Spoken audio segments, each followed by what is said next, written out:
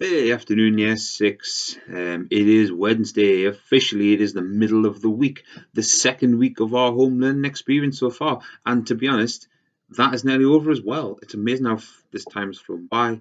Hopefully, you've been working hard and being productive as always.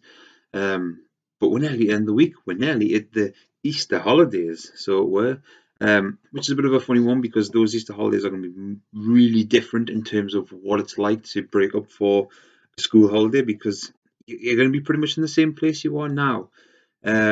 So it's going to be a bit of a change, a bit of an adjustment. So make sure you've got things planned to do. Okay, I know I've talked a bit about having downtime and space for your own head as well. You've got to make sure that's built in.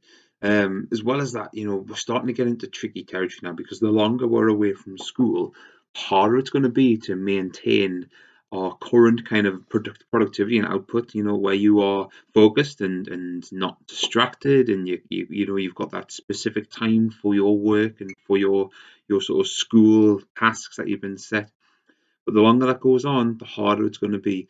And we're going to come to a very, really, really difficult point.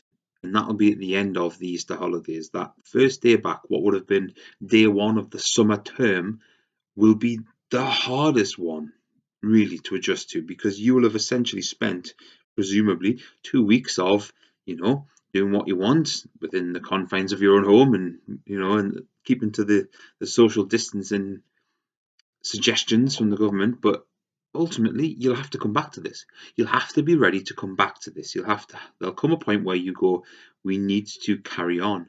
We need to go back to school. And although your school will be, in your home at your own workspace and your workstation, that will be a decision that will be made at some point. You'll be coming back to that. So we've got to be ready for that. Today is also April Fool's Day. Haha, 1st of April. Traditionally the day when you either play a prank on someone or someone plays a prank on you. Now, I don't know if you've subscribed to this or not, but I was always told that if it didn't happen before 12 o'clock, then it doesn't really count. So it's all these kind of pranks and japes and such have to be done by now, anyways. But I want to hear from you. So, did you pull a prank on somebody? Maybe not this year, maybe last year, or did somebody get you? Yeah, I want to know. I want to tell me your experiences of April Fool's Day, because I'm sure you'll have done something in the past, knowing you lot. Yeah, you're bound to have pulled tricks and pranks and all sorts on each other and family and friends and so on. So drop me an email, let me know what you've done and how you've gotten up to those hijinks and japes on this, the day of the Fool.